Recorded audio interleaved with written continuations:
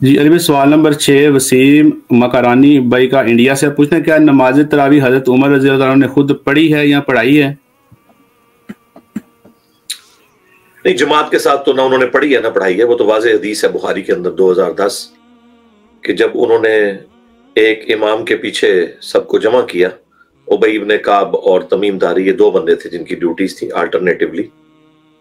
تو جب وہاں سے رخصت ہوئے تو انہوں نے ساتھ یہ بھی فرمایا کہ اس سے بہتر مرد کی وہ نماز ہے جو اکیلا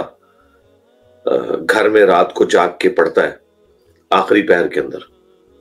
تو یہ صرف جواز کی حد تک ہے مسجد میں جماعت سے تراویح روزانہ پڑھنا، باقی مرد کے لیے تو افضل یہی ہے کہ وہ نفلی نماز گھر پڑھے۔ بخاری مسلم میں حدیث ہے، گھروں کو قبرستان نہ بناؤ، اپنی نفلی نمازوں کا کچھ حصہ پڑھتے رہا کرو تاکہ اس کی وجہ سے تمہارے گھروں میں برکت ہوگی۔ اور ایک اور حدیث ہے بخاری مسلم کی کہ مرد کی سب سے افضل نماز وہ ہے جو فرض کے علاوہ وہ گھر آ کے پڑھتا ہے۔ اور بخاری مسلم میں یہ ایک اور حدیث ہے کہ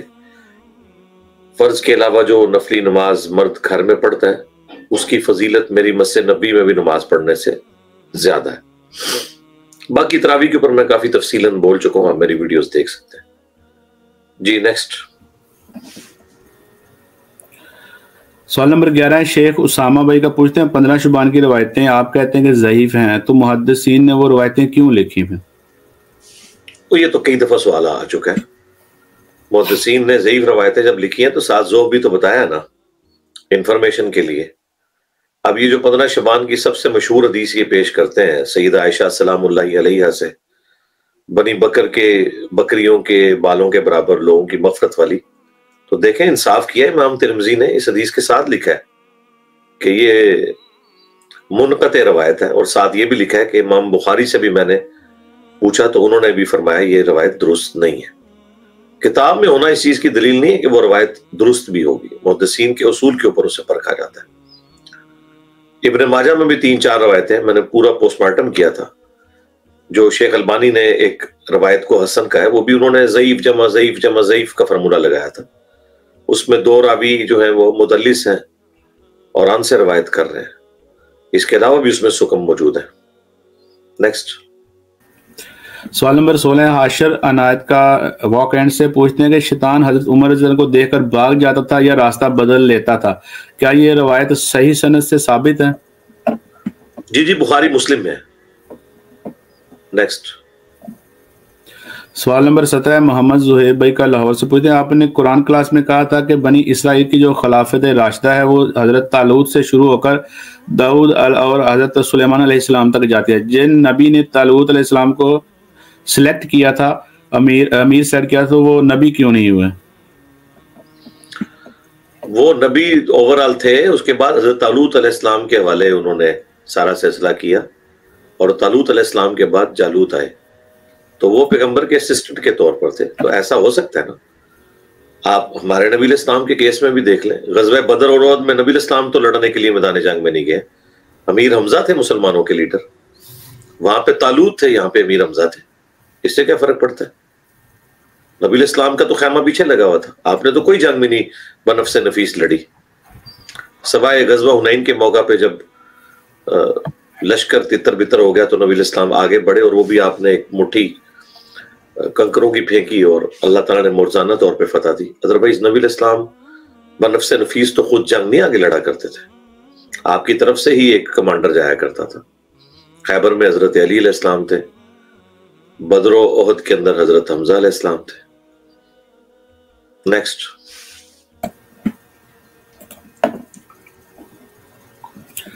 سوال نمبر 18 ہے، عادل طلحہ کا پوچھتے ہیں، مشکات کی انگلش میں ٹرانسلیشن نہیں ہے تو جن کو اردو نہیں آتی وہ کیا پڑھیں؟ انگلش میں ہوگی میرا خیال ہے، چیک کریں، اور اگر نہیں ہے تو کوئی مسئلہ نہیں ہے، آپ بخاری مسلم پڑھیں، ابو داؤد ترمذی پڑھیں، تمام کی ٹرانسلیشن ہماری ویب سائٹ کے اوپر رکھی ہوئی ہے۔ اس لیے آپ دیکھیں ہم اپنی ویڈیوز میں ہمیشہ پرائمری بکس کا حوالہ دیتے ہیں، اگر کہیں مشکات کا دیا ہوتا ہے حوالہ تو ساتھ پرائمری بک کا بھی دیا ہوتا ہے۔ اگر ہم ترمذی سے کوئی روایت بیان کرتے ہیں اور وہ مشکات میں بھی ہے تو ترمذی کا نمبر بھی لکھا ہوتا ہے، تو اس لیے کوئی پرابلم تو نہیں ہے اس حوالے سے۔ نیکسٹ سوال نمبر 19 ہے محمد عاطف طارق کا، پوچھتے ہیں قصر نماز اگر قضا ہو جائے تو گھر میں آ کر پوری نماز پڑھیں گے یا قصر ہی پڑھیں گے؟ وہ آپ کا اپنا اجتہاد ہے، پوری پڑھنا چاہتے ہیں تب بھی ٹھیک ہے، اور اگر آپ قصر بھی پڑھ لیں تب بھی ٹھیک ہے، کوئی فرق نہیں پڑتا اس سے۔ اور قضا تو ہونی نہیں چاہیے میرے بھائی، نمازیں جب جمع کی جا سکتی ہیں تو قضا ہونے کے چانس ہی نہیں ہے۔ نیکسٹ سوال نمبر 20 ہے مناف مومن کا، انڈیا سے، پوچھتے ہیں ایک مولوی نے کہا ہے جو کرامت کو نہیں مانتا وہ دجال کے ساتھ ہوگا۔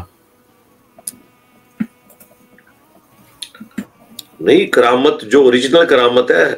جو واقعی ثابت ہے، جو قرآن میں آئی ہیں، جس طرح اصحاب الکہف کا 300 سال تک سوئے رہنا، اسی طریقے سے حضرت سلیمان علیہ السلام کے ساتھی کا، وہ کوئی فرشتہ تھا یا کوئی ان کا صحابی تھا یا کوئی اور پیغمبر تھا جو اس زمانے میں تھا، اس کی جتنی وہ جو واقعہ سورہ النمل میں آیا ہے، تخت کو لے آنے والا، تو اس قسم کی جو کرامات قرآن و سنت میں آئی ہیں ان کو نہ ماننے والا تو ظاہر ہے کافر ہے، اس میں تو کوئی شک نہیں ہے۔ ہمیں تو اختلاف ان بابوں کے ساتھ ہے جو یہ کہتے ہیں کہ وہ مریدوں کو جلا کے راکھ کر دیتے تھے، اس کو ہم کرامت کیسے مانیں؟ یہ تو قتل نہ حق ہے، یہ کہاں کی کرامت ہوگی؟ یہ تو الٹا معافی مانگنی چاہیے۔ موسیٰ علیہ السلام سے بھی بندہ مار گیا تھا ایک، تو انہوں نے معافی مانگی اللہ سے، اس کو ہم کرامت کے طور پہ معجزہ تو نہیں ان کا پیش کرتے کہ جو ان کے مکے سے بندہ مار گیا، اور اللہ نے پھر انہیں معاف کیا۔ پھر بھی بخاری مسلم میں آتا ہے قیامت والے دن وہ کہیں گے کہ مجھے آج اپنی غلطی یاد آ رہی ہے، اور تم کہتے ہو کہ عبد القادر جیلانی نے نگاہ مار کے وہ لوٹے کی ٹوٹی بعد میں سیدھی کی، پہلے بندہ مار دیا۔ اب رہا دجال کے ساتھ، دجال کے ساتھ تو ہوں گے وہ لوگ جو شوبتوں کے ہلے میں، ہم تو تمہارے بابوں کی جعلی کرامتیں ماننے کے لیے تیار نہیں ہے، تو دجال ہمارے سامنے جو مرضی کرے ہم تو مانیں گے نہیں، ہم کہیں گے بھئی تو دجال ہے، قرآن و سنت سے کوئی ریفرنس پیش کر۔ تو میرا تو یہ گمان ہے، اور کرائم بھی بتاتے ہیں کہ جو شعبدہ بازیوں سے امپریس ہو جاتے ہیں سب سے پہلے دجال کو غوث وقت مان لیں گے، کیونکہ دجال کے حکم سے آسمان سے بارش نازل ہوگی، زمین سبزہ اگائے گی، یہ تو سارے امپریس ہو جائیں گے۔ تو کرامتوں کو، جعلی کرامتوں کو، بابوں کی جھوٹی کہانیوں کو ماننے والے وہ دجال کے پیروکار بنیں گے۔ جو کہتے ہیں بتاؤ کہاں لکھا ہوا ہے، وہ کہاں سے مانیں گے؟ وہ تو تمہارے بابوں کی کرامتیں نہیں مان رہے ہیں، تو دجال کی کہاں سے مانیں گے؟ بے فکر ہے۔ نیکسٹ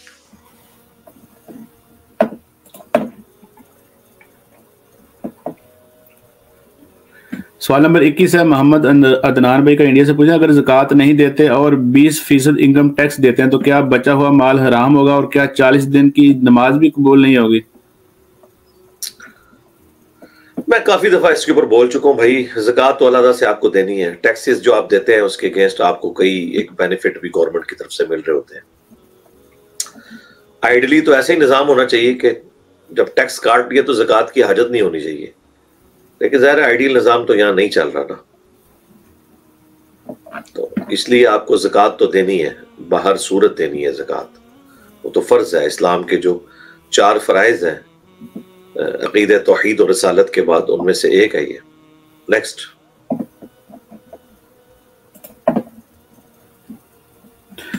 سوال نمبر 22 ہے عبداللہ بھائی کا، انڈیا سے، پوچھتے ہیں چلتی ٹرین میں نماز کیسے پڑھیں؟ ٹرین تو عموماً سیدھی چل رہی ہوتی ہے، قبلہ رخ کا اہتمام کر لیں اور نماز پڑھیں، کوشش کریں آپ نے کھڑے ہو کے نماز پڑھنی ہے، فرض نماز۔ نفلی نماز کے لیے تو قبلے کا بھی اہتمام کرنے کی ضرورت نہیں ہے، وہ تو بخاری مسلم میں ہے، نبی الاسلام چلتی سواری میں اونٹ کے اوپر بیٹھ کے نفلی نماز پڑھتے تھے،